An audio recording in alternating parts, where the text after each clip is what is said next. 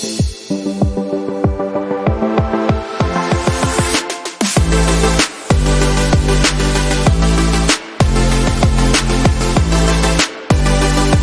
Guys, आज हमारी Indian polity की 4th क्लास है और आज हम स्टार्ट करेंगे पार्ट 1 ऑफ इंडियन कॉन्स्टिट्यूशन, जिसमें कि बताया गया है कि इंडियन यूनियन के पास क्या क्या पावर्स हैं, कि वो किसी भी अगर बाहर की स्टेट को या फिर कोई बाहर की टेरिटरी को इंडिया में जोड़ना चाहते हो तो कैसे कर सकते हैं, या फिर इंडिया के मैप के अंदर इंडिया के अंदर जो स्टेट्स हैं उनका रीऑर्गेनाइजेशन करना हो या फिर उनमें कुछ चेंजेस लाना हो तो वो कैसे कर सकते हैं।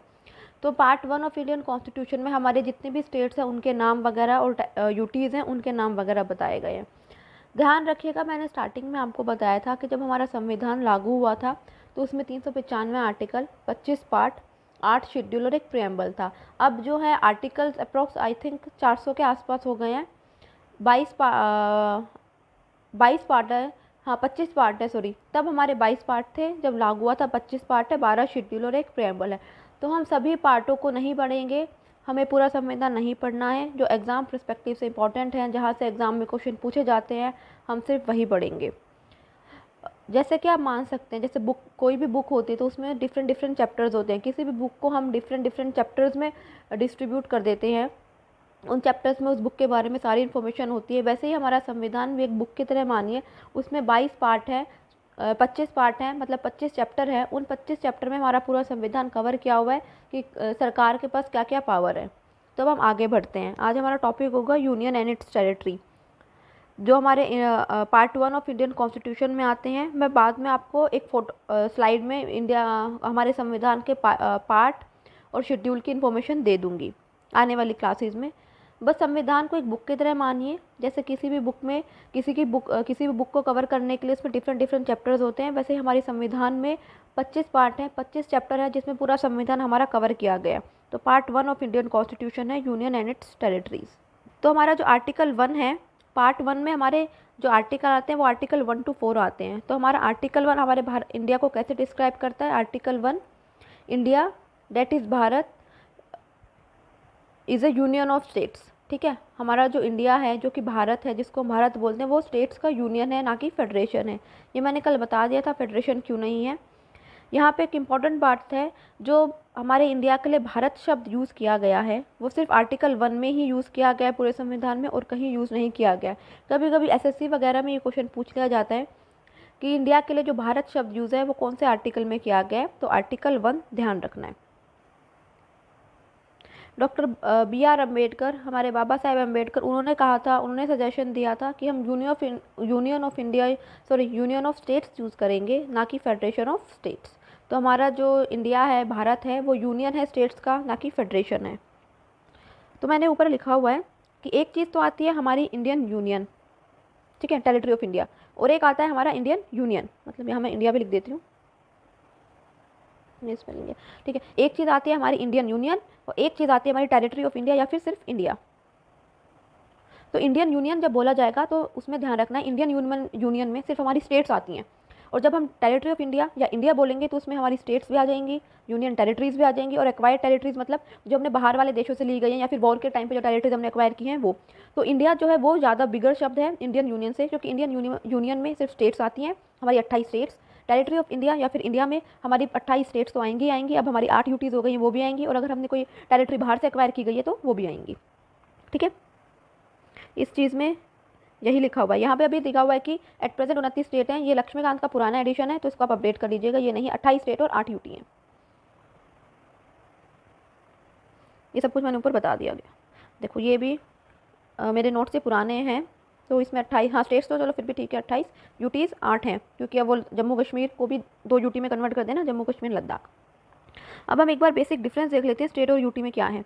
जो हमारा राज्य होता है उसकी जो है 3 कंडीशन होती हैं, वो कोई भी अगर रीजन 3 कंडीशन फुलफिल करेगा तो उसको हम राज्य बोलेंगे। एक तो होता है इसकी पॉपुलेशन, एक लीगली रिकॉग्नाइज्ड बाउंड्री, कि भाई जो बाउंड्री होती है ना हर स्टेट की, कि भाई ये ठीक है इस वाली बाउंड्री के अंदर अंदर ये पर्टिकुलर स्टेट है, और एक इंडिपेंडेंट गवर्नमेंट, जैसे हम देखते हैं कि राज्य सरकार होती है हर स्टेट की। वहीं हमारी यूटी है, उसमें क्या क्या फीचर्स होते हैं। हमारी जो यूटी होती है उसके फीचर्स क्या होते हैं। यूटी की कोई भी इंडिपेंडेंट गवर्नमेंट नहीं होती, क्योंकि यूटी जो है वो केंद्र सरकार के अंदर आती है, केंद्र सरकार उस पे रूल करती है, उसके जो सारे कानून वगैरह है केंद्र सरकार के हिसाब से होते हैं, तो उसकी कोई इंडिपेंडेंट गवर्नमेंट नहीं होती, directly ruled by central government, बाकी पॉपुलेशन तो होती है और लीगली क्या रिकॉग्नाइज बाउंड्री भी होती है, ठीक है। तो प्रेसिडेंट के बाद खुद ऑप्शन होते हैं, या तो वो अपनी यूटी को चलाने के लिए रिस्पॉन्सिबिलिटी किसी नेबरिंग स्टेट को दे सकता है, या फिर वो कोई लेफ्टिनेंट गवर्नर अपॉइंट कर देता है। जैसे कि देखते हैं कि एलजी होता है, दिल्ली में एलजी है, टसल चलता रहता है दिल्ली के सीएम और एलजी के बीच में। तो स्टेट और यूटी के बीच का ये बेसिक डिफरेंस याद होना चाहिए। अब हम आगे बढ़ते हैं। ठीक है, मैंने बताया था पार्ट 1 हम इंडियन कॉन्स्टिट्यूशन का पढ़ रहे हैं, जिसमें यूनियन एंड टेरिटरीज के नाम वगैरह, प्रोसीजर वगैरह बताए गए हैं। तो आर्टिकल 1 के अंदर आता है हमारे इंडिया की डेफिनेशन दी गई है, India that is Bharat shall be the union of states. Article 2 के अंदर बताया गया है, आर्टिकल 2 के हिसाब से एम्पावर करता है, पावर देता है पार्लियामेंट को कि वो इंडिया के अंदर, इंडियन यूनियन के अंदर जो है किसी भी नई स्टेट को ला सकता है, ठीक है। इसके अंदर दो चीज़ें आती हैं, एक तो ये कि power to admit into union of India new states, मतलब बाहर से वाले किसी देश की जो अगर वॉर के टाइम पे एग्रीमेंट वगैरह हो गया हो कि ठीक है तुम ये वाला एरिया अपने देश के अंदर ले सकते हो, तो वो वाला हो गया। और एक power to establish new state, इसमें ये दो चीज़ें हैं कि admit into union of India new states, मतलब जो स्टेट पहले से है, जो रीजन पहले से, उसको इंडिया के अंदर लाना। और power to establish new state मतलब जो रीजन पहले नहीं बना है उसको रीजन बना के फिर इंडिया के अंदर लाना। तो ये आर्टिकल 2 के हिसाब से होता है, ठीक है। इसमें हमारी मेजोरिटी के टाइप भी आएंगे, जब मैं अमेंडमेंट ऑफ कॉन्स्टिट्यूशन पढ़ाऊंगी उसमें 4 टाइप की मेजोरिटी वो पढ़ाऊंगी, और आर्टिकल 2 आर्टिकल 3 भी वैसे वहाँ पढ़ेंगे। एक हमारा आर्टिकल 2 हो गया, एक हमारा हो गया आर्टिकल 3। आर्टिकल 3 के हिसाब से जो हमारा गवर्नमेंट ऑफ इंडिया है, जो हमारी पार्लियामेंट है, वो भारत के का जो इंटरनल स्ट्रक्चर है उसमें चेंज कर सकता है। उसमें अगर किसी भी स्टेट में चेंजेस लाने हो तो वो ला सकता है। तो आर्टिकल इसमें लिखा भी हुआ है, आर्टिकल 3 के हिसाब से हम इंटरनल रीएडजस्टमेंट कर सकते हैं अपने यूनियन टेरिटरीज का, ठीक है। आर्टिकल 2 के हिसाब से अगर हमें बाहर से कोई टेरिटरी लानी हो, कोई एरिया इंडिया में ऐड करना हो, वो होता है। आर्टिकल 3 के हिसाब से हमें इंडिया के अंदर वाला मैप जो चेंज करना हो वो होता है। ये मैंने आगे वाली स्लाइड में लिखा भी हुआ है, एक मिनट। हाँ, देखो ये रहा कि आर्टिकल 2 के हिसाब से parliament of India allows any new region to exist as a part of India which earlier didn't belong to India, कि भाई वॉर के टाइम पे कोई एग्रीमेंट हो गया तो वो टेरिटरी इंडिया के अंदर जोड़नी हो वो। एंड आर्टिकल 3 के हिसाब से हमारी जो पार्लियामेंट है वो नई स्टेट बना सकती है, ठीक है। कि इंडिया के अंदर की स्टेट का के मैप का जो हमारा रीऑर्गेनाइजेशन करना हो वो क्या कैसे बना सकते हैं, या तो किसी भी दो राज्य है, दो या दो से अधिक राज्यों को जोड़कर, या फिर किसी एक राज्य को दो में बांटकर, ठीक है। मान लीजिए जैसे किसी राज्य को दो में बांटकर, अभी 2014 में आंध्र प्रदेश से तेलंगाना अलग हुआ था, तो भी इसी के तहत हुआ था, इसी आर्टिकल के अकॉर्डिंग हुआ था कि भाई हमारी स्टेट्स की बाउंड्रीज को कम करके या इंक्रीज़ करके भी कर सकती है ना, और किसी भी स्टेट का नेम चेंज करना हो तो वो कर सकती है। जैसे हमारा पहले यूपी का नाम जो था वो यूनाइटेड प्रोविंसेस था, बाद में यूपी रख दिया गया, तो ये होता है इसमें, ठीक है। आर्टिकल 3 के हिसाब से क्या है कि स्टेट गवर्नमेंट और पार्लियामेंट में क्या डिफरेंस होता है कि स्टेट गवर्नमेंट जो है सिर्फ किसी पर्टिकुलर स्टेट के अंदर में जो भी चेंज करने हो वो करेगी, बल्कि पार्लियामेंट जो है वो पूरे देश में चेंजेस करने हो स्टेट से रिलेटेड वो कर सकती है। कि जैसे मान लिया हरियाणा का एग्जाम्पल ले, तो गुड़गांव का नाम चेंज करके गुरुग्राम रखा है, तो अपनी हरियाणा गवर्नमेंट ने किया होगा, लेकिन अगर हरियाणा का नाम चेंज करना हो तो वो हमारी पार्लियामेंट करेगी। अब हम देखते हैं कि आर्टिकल 3 ये वही वो जो मैंने हिंदी में बताई थी ना, वो यही लिखे हुए हैं यहाँ पे इंग्लिश में कि उसके सबसे form state by separation of territory, increase the area of state, diminish the area of state, alter the boundaries of any state. तो सब वो मैंने हिंदी में बताए थे, यहाँ इंग्लिश में लिखे गए हैं। अब हम आते हैं आर्टिकल 3 के हिसाब से क्या प्रोसीजर होता है किसी भी स्टेट का नाम चेंज करने के लिए, या फिर हमारे इंडिया के मैप के अंदर चेंज करने के लिए, कि जो वो हमारा पार्लियामेंट को वो जो बिल, पहली बात तो ये कि पार्लियामेंट ही चेंज कर सकती है, तो पार्लियामेंट वो जो चीज़ है वो तभी चेंज करेगी जब उन्हें प्रेसिडेंट की मंजूरी होगी, प्रायर रिकमेंडेशन ऑफ प्रेसिडेंट, ठीक है। खुद से नहीं कर सकती, पहले प्रेसिडेंट की मंजूरी चाहिए होगी, और प्रेसिडेंट पहले स्टेट लेजिस्लेचर के पास बिल को रिकमेंड करेगा, ठीक है। पहले जो होगी सिर्फ पार्लियामेंट ही कर सकती है, पार्लियामेंट को रिकमेंडेशन करेगा प्रेसिडेंट, और प्रेसिडेंट पहले जो है वो भेजेगा जो बिल है वो स्टेट लेजिस्लेचर के पास। स्टेट लेजिस्लेचर को किसी स्पेसिफिक पीरियड के अंदर मतलब बता दिया जाएगा कि इतने टाइम के अंदर तुम अपना जवाब दे दो। हाँ कि प्रेसिडेंट बाध्य नहीं है जो स्टेट लेजिस्लेचर का डिसीजन आएगा उसको मानने के लिए, पर प्रेसिडेंट को पहले स्टेट लेजिस्लेचर से रिकमेंडेशन लेनी पड़ती है, ठीक है। पहले याद रखिएगा सिर्फ पार्लियामेंट ही चेंज कर सकती है, पार्लियामेंट को पहले रिकमेंडेशन लेना पड़ेगा प्रेसिडेंट से, प्रेसिडेंट पहले रिकमेंडेशन लेगा स्टेट लेजिस्लेचर से, और प्रेसिडेंट बिल्कुल भी बाध्य नहीं है कि वो स्टेट लेजिस्लेचर के डिसीजन को माने। यहाँ पे लिखा भी हुआ है कि president of India is not bound by the views of state legislature, ठीक है। सिर्फ हाँ वो भेजेगा ज़रूर स्टेट लेजिस्लेचर के पास, यहाँ पे इतना इंपॉर्टेंट नहीं है ये वाला पढ़ने का, बस याद रखिएगा आर्टिकल सेकंड के हिसाब से हम किसी भी बाहर वाली टेरिटरी को इंडिया के अंदर जोड़ना वो कर सकते हैं, और हमारे आर्टिकल 3 के हिसाब से हमारे इंडिया के इंटरनल रीएडजस्टमेंट कर सकते हैं, इंडिया की के मैप को चेंज कर सकते हैं, अंदर वाली जो होती है हमारी। ये वाली जो स्लाइड है, ये वाले आर्टिकल 2 आर्टिकल 3 के हिसाब से कैसे करेगी, वो हम एक अमेंडमेंट ऑफ कॉन्स्टिट्यूशन है, उसमें मैं तीनों टाइप के अमेंडमेंट बताऊंगी, उसमें तब पढ़ेंगे, एक अलग से चैप्टर है वो पूरा, उसमें पढ़ेंगे। एक अमेंडमेंट हमारा आर्टिकल 368 के हिसाब से भी होता है, वो पूरा प्रोसीजर होता है उसमें, तो तब पढ़ेंगे। अब हम आते हैं evolution of states and UTs. मैंने आपको कल भी बताया था कि जब हमारा देश आज़ाद हुआ था तो अप्रॉक्स 550 तक प्रिंसली स्टेट थे, राजे रजवाड़े थे, तो उनके पास आज़ादी थी कि या तो वो इंडिया के साथ आ जाएं या फिर पाकिस्तान के साथ चले जाएं। तो अप्रॉक्स जब हमारे पास 552 प्रिंसली स्टेट्स थी, तो उनको इंडिया में सम्मिलित करने का काम, इंडिया से जोड़ने का काम किया था वन एंड ओनली जो पहले हमारे होम मिनिस्टर भी थे, जिनको लोह पुरुष भी कहा जाता है इंडिया का, हमारे सरदार वल्लभ भाई पटेल। उन्होंने बहुत अच्छा काम किया था उस टाइम कि 552 प्रिंसली स्टेट्स को इंडिया में जोड़ने का काम। आप खुद ही सोच लीजिए कितना एग्जॉस्टिंग काम रहा होगा, कितना डिफिकल्ट काम रहा होगा, ठीक है। तो उन्होंने मना लिया था।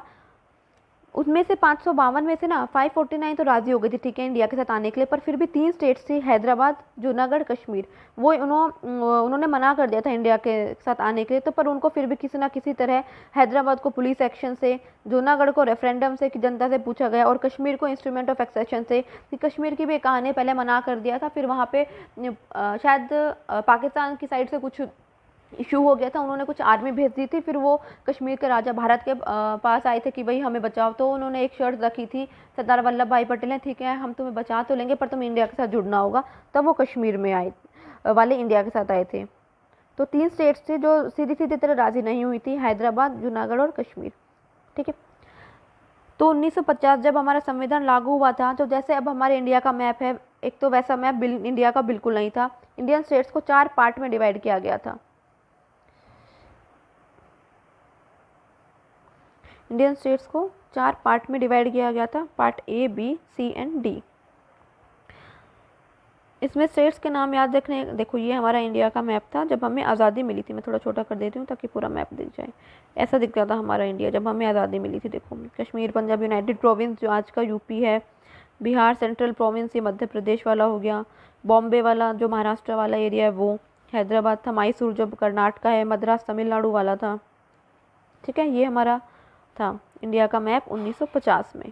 अब हमारा इंडिया का मैप ऐसा है। तो ये यहाँ से यहाँ तक का सफ़र देखना है कि ये वाला मैप, पहले ये मैप था कि ये वाली स्टेट्स, आज वाला मैप कैसे बना। इसमें ऐसा समझाने का कुछ नहीं है, सिर्फ नाम याद रख लीजिएगा कि कौन सी स्टेट कब बनी थी। मेरा लद्दाख को अलग करके बना दिया गया था यूटी, ठीक है। जो पहले देखो आप देखेंगे, पहले ये वाला मैसूर था, अब कर्नाटका बना दिया गया। ये मद्रास था, अब तमिलनाडु बन गया। पहले आंध्र प्रदेश एंड तेलंगाना भी एक था, पर इन को अलग करके आंध्र प्रदेश और तेलंगाना 2014 में बनाया गया। कौन से आर्टिकल के अंदर? आर्टिकल 3 के अनुसार, ठीक है। अब हम आगे बढ़ते हैं। यहाँ पे सिर्फ पार्ट दिए गए हैं, part A, B, C, D. इसमें स्टेट्स के नाम है कि जब 1950 में जब हमारे इंडिया के कौन कौन से स्टेट्स कौन से पार्ट में थे, ऐसा याद करने की ज़रूरत नहीं है। ये थोड़ी हौच पौच है क्योंकि मैंने इसको काफ़ी बार पढ़ा है ना, तो इसलिए इसमें ये इतने लाइन से। हाँ, तो क्या हुआ, जैसे हमें आज़ादी मिली 1950 में हो गया, हमारा संविधान लागू हुआ, तो धीरे धीरे स्टेट्स के जो लोग हैं उनकी मांग उठने लगी कि भाई हमें इस पर्टिकुलर स्टेट से अलग होना है, हमें अपने भाषा के हिसाब से अलग स्टेट चाहिए। तो धीरे धीरे कॉम्प्लिकेशन जो थी वो गवर्नमेंट की, हमारी इंडिया की बढ़ती गई कि एक स्टेट ने आवाज़ उठाई तो उसके बाद दूसरी स्टेट ने आवाज़ उठाई कि आप लोगों ने इस स्टेट को अलग कर दिया, तो अब हमें भी अपने भाषा के हिसाब से अलग स्टेट चाहिए। तो आप देखेंगे 2 कमीशन बैठे थे, सरकार ने उस टाइम 2 कमीशन बनाए थे। एस.के. धार कमीशन, उसने अपनी रिपोर्ट 1948 में सबमिट करी थी। उन्होंने सरकार ने इसलिए ये कमीशन बिठाई थी ताकि आप एनालाइज कर सके कि सिचुएशन है, हम लिंग्विस्टिक बेसिस पे स्टेट्स को अलग कर सकते हैं या नहीं, मतलब भाषा के आधार पर स्टेट को अलग कर सकते हैं या नहीं। एक कमीशन और बैठी थी जिसको हम, बहुत फेमस कमीशन है, JVP commission. JVP commission Jawaharlal Nehru, Vallabh भाई पटेल एंड पताभी सीतारमैया, उन्होंने अपनी रिपोर्ट सबमिट करी थी अप्रैल 1949 को। उन्होंने पर मना कर दिया था जेवीपी कमीशन ने कि भाई लैंग्वेज के बेसिस पे हम रीऑर्गेनाइजेशन नहीं करेंगे, स्टेट का बंटवारा नहीं करेंगे। इस वाली जेवीपी कमेटी का कोई भी चेयरमैन नहीं था, सिर्फ 3 मेंबर के याद रखना नाम, जवाहरलाल नेहरू, वल्लभ भाई पटेल एंड पताबी सीतारमैया। ठीक है, अब उन्होंने 1949 में अपनी रिपोर्ट सबमिट कर दी, मना कर दिया कि ठीक है हम भाषा के आधार पर नहीं रीऑर्गेनाइजेशन करेंगे स्टेट का, नहीं बांटेंगे किसी भी स्टेट को। बाद में फिर स्टेट हमारे देश में हल्ले होने लग गए, दंगे होने लग गई, फिर गवर्नमेंट जो है वो फोर्स हो गई कि ठीक है हम स्टेट को भाषा के उस पर डिवाइड कर देंगे। तो सबसे पहली स्टेट जो भाषा के बेसिस पे अलग हुई थी वो थी आंध्र प्रदेश। ठीक है, वो अलग हुई थी तेलुगु स्पीकिंग एरिया से। तो याद रखना सबसे पहले जो स्टेट बनी थी लिंग्विस्टिक बेसिस पे भाषा के आधार पर वो थी आंध्र प्रदेश। तेलुगु स्पीकिंग एरिया को मद्रास से अलग कर दिया था। मैं दिखा भी देती हूँ कि यहाँ वाला अप्रॉक्स हमारा एक मिनट आंध्र ये वाला एरिया तमिलनाडु था ना, तो आप मान लीजिए ये यहाँ तक था, वो ये पूरा तमिलनाडु यहाँ तक था वो। ठीक है, पहले तमिलनाडु का नाम मद्रास था, तो ये एरिया पूरा एक था। फिर बाद में 1953 में इन दोनों स्टेट्स को अलग कर दिया गया। फिर धीरे धीरे जैसे एक स्टेट अलग हुई तो धीरे धीरे डिमांड उठने लग गई अलग स्टेट्स की कि भाई हमें भी अलग वो चाहिए, भाषा के बेसिस पे अलग राज्य चाहिए। तो जेवीपी कमेटी के बाद एक फैजल अली कमीशन जो थी वो बनाई थी। फैजल अली कमीशन वो बनी थी कि भाई तुम देखो दोबारा कि जो स्टेट्स डिमांड उठा रही हैं वो सही है या नहीं है। उसके चेयरपर्सन थे फैजल अली कमीशन के चेयरपर्सन फैजल अली ही थे। उसमें एक मेंबर थे KM पनीकर और HN क्या नाम लिखा हुआ है, मेरे को नाम ध्यान नहीं आ रहा, मैं बता दूंगी बाद में। ठीक है, उन्होंने फैजल अली, बस फैजल अली नाम याद रखना। फैजल अली कमीशन किससे रिलेटेड है, जेवीपी कमीशन किससे रिलेटेड है कमेटी। तो फैजल अली कमीशन ने अपनी रिपोर्ट सबमिट करी थी 1955 में। तो उन्होंने मान लिया था कि ठीक है हम लैंग्वेज के बेसिस पे स्टेट का बंटवारा कर देंगे, पर उन्होंने ये नहीं माना था कि एक स्टेट में, एक राज्य में एक लैंग्वेज वाले लोग ही रहेंगे। Rejected the theory of one language one state. ठीक है, जैसे जेवीपी कमेटी ने तो बिल्कुल मना कर दिया था कि हम लैंग्वेज के बेसिस पे नहीं डिवाइड करेंगे स्टेट्स को, पर फैजल अली कमीशन मान गई थी। पर उन्होंने ये कहा था कि एक लैंग्वेज एक राज्य वाली जो थ्योरी है हम नहीं मानेंगे। उन्होंने फिर 4 मेजर फैक्टर बताए थे कि हम 4 मेजर फैक्टर को ध्यान में रख के राज्यों का बंटवारा करेंगे कि देश की जो सिक्योरिटी है वो बची रहनी चाहिए। लिंग्विस्टिक एंड कल्चरल होमोजेनिटी, कि भाई भाषा के उस पर, कल्चर के उस पर भी होमोजेनिटी रहनी चाहिए, एक मत रहना चाहिए। ठीक है, फाइनेंशियल एंड इकोनॉमिक, ये वाली समझाने वाला कुछ नहीं, पढ़ लीजिएगा क्या क्या 4 फैक्टर्स थे कि भाई वेलफेयर होना चाहिए पीपल का, यूनिक कि लोग ही तहस नहस हो जाए, लोगों का ही नुकसान हो जाए, नेशन का के लोगों का भी, और एज ए जिस स्टेट का बंटवारा करें उनके लोगों का भी। बस कुछ नहीं है। तो स्टेट 1955 में उन्होंने अपनी रिपोर्ट सबमिट करी थी फैजल अली कमीशन ने, और फिर 1956 में हमारा स्टेट रीऑर्गेनाइजेशन एक्ट आ गया था। 7th कॉन्स्टिट्यूशनल अमेंडमेंट था। ये सारे अमेंडमेंट, इंपॉर्टेंट अमेंडमेंट्स मैं लास्ट वाली क्लास में बता दूंगी। तो स्टेट रीऑर्गेनाइजेशन एक्ट हुआ था। याद रखिएगा, कोई भी अगर हमें देश में बदलाव लाना है ना, वो पार्लियामेंट के थ्रू आएगा या फिर स्टेट लेजिस्लेचर के थ्रू आ सकता है। अगर किसी स्टेट को अपने अंदर लाना हो, अपनी पर्टिकुलर राज्य में कुछ चेंज लाना हो, तो वो जो है वो एक्ट के थ्रू ही आएगा। पार्लियामेंट में बिल पास होगा, फिर उस बिल पे प्रेसिडेंट के साइन होंगे, तब वो एक्ट बनता है। तो कोई भी चेंजेस लाना हो तो वो पार्लियामेंट के थ्रू बिल पास होकर एक्ट बन के ही होगा। तो देखते होंगे कि ये जैसे GST आया था, तो उसमें भी हमें पार्लियामेंट में GST एक्ट वगैरह ये थे। तो यहाँ सिर्फ बताए हुए हैं कि जब 1956 में जब वो था पहली रीऑर्गेनाइजेशन हुआ था हमारे भारत का, तो कौन कौन सी स्टेट और यूटी से एक लिस्ट है, नज़र मार लीजिएगा। ठीक है, अब यहाँ देखते हैं कि स्टेट रीऑर्गेनाइजेशन जो 1956 में बनी थी, उन्होंने क्या किया था, नई स्टेट बनाई थी, केरला बना दी थी। ठीक है, जो हमारी ट्रेवनकोर को मर्ज करके, और Cochin state will Malabar district of Madras. ठीक है, मद्रास का कुछ एरिया मर्ज करके और ट्रेवनकोर को मर्ज करके हमारा केरला बन गई थी। फिर यहाँ पे नाम दिए गए हैं कि कौन सी स्टेट कब बनी थी, कि 1956 के बाद कौन कौन सी स्टेट बनी थी। महाराष्ट्र एंड गुजरात अलग हो गए थे 1960 में बॉम्बे से। ठीक है, फिर हमारी दादर एंड नगर हवेली बन गई थी। दादर एंड नगर हवेली पोर्तुगीज़ के अंडर थी, हिस्ट्री में पढ़ेंगे आप। 1954 में इंडिया ने छुड़ा ली थी, फिर उसके बाद दादर एंड नगर हवेली बन गई थी। पहले आई थिंक ये स्टेट बनी थी, फिर बाद में यूटी का दर्जा मिला था इसको। 1961 में यूटी बनी थी। फिर गोवा, दमन एंड दीव कैसे बना था और फिर पुडुचेरी, पहले पुडुचेरी को पौंडीचेरी बोलते थे, फिर नाम चेंज करके पुडुचेरी रख दिया गया। इसमें पढ़ाने वाला नहीं है, स्पून फीडिंग नहीं करूँगी मैं, जहाँ समझाने वाला होगा सिर्फ वही पार्ट बताऊँगी। जहाँ मुझे लगता है कि आप खुद पढ़ के मतलब एक बार देख के पढ़ सकते हैं, या फिर जो रटने वाला होगा वो आपको खुद ही करना पड़ेगा। अब आप बड़े हो चुके हैं तो स्पून फीडिंग बिल्कुल नहीं मिलेगी, क्योंकि इसमें समझाने वाला सही में कुछ नहीं है। फिर नागालैंड का बताया हुआ नॉर्थ ईस्टर्न में जो चेंजेस हुए थे, उन हरियाणा, चंडीगढ़, हिमाचल प्रदेश, 1966 में पंजाब को बाइफरकेट कर दिया था, पंजाब और हरियाणा में। ठीक है, इसमें ऐसा कुछ नहीं है, सिर्फ पढ़ लीजिएगा कौन सी स्टेट कब बनी थी। क्रोनोलॉजी याद रखिएगा, कभी कभी क्रोनोलॉजी में पूछ लेता है कि पहली स्टेट कौन सी बनी थी 1956 के बाद। फिर ये मणिपुर, त्रिपुरा, मेघालय, इनका नॉर्थ ईस्ट का इंडिया का मैप में चेंजेस आए थे। तो ये सिर्फ आपको पढ़ के आराम से याद हो जाएंगे, एक बार नज़र मार लीजिएगा। और ईयर याद रखें, ईयर ना याद रहे फिर भी क्रोनोलॉजी याद रखिएगा, सीक्वेंस याद रखिएगा। ठीक है ना, तो रिसेंट ही बना था 2014 में आंध्र प्रदेश से अलग होकर। ठीक है, और अब हमारा जम्मू कश्मीर भी अलग हो गया है। जम्मू कश्मीर को अपना जम्मू कश्मीर और लद्दाख यूटी में बना दे गए। तो आई थिंक अब आपको पता होगा, समझ आ गया होगा कि जम्मू कश्मीर को कैसे बनाया गया। खैर जम्मू कश्मीर के तो कुछ अलग ही रूल्स थे, तो उसमें तो थोड़ा अलग ही हुआ था, अलग चेंजेस हुए थे। जम्मू कश्मीर हमेशा से थोड़ा अलग चला है। फिर कुछ स्टेट्स के नेम चेंज किए गए थे, मैंने आपको स्टार्टिंग में ही बता दिया। ये था यूपी, यूनाइटेड प्रोविंस है, उसको सबसे पहला स्टेट था जिसका नाम चेंज किया गया था, यूपी बना दिया गया था। मद्रास को तमिलनाडु, मैसूर को कर्नाटका। हमारे जो लैकेद्वीप, मिनिकॉय, अमनदीप जो लक्षद्वीप है, उसका नाम पहले लैकेद्वीप, मिनिकॉय, अमनदीप था, उसको लक्षद्वीप में चेंज कर दिया गया था। बस और कुछ नहीं है इसमें, समझाने वाला कुछ नहीं है, आप पढ़ेंगे समझ आ जाएगा। पौंडीचेरी का नाम पुदुचेरी, ओडिशा पहले, फिर अब ओडिशा बोलते हैं उसको। देखिए ये अब ये वाला भारत, अब का भारत, और जब हमें आज़ादी मिली थी तब का भारत कैसा था, कितना डिफरेंस है।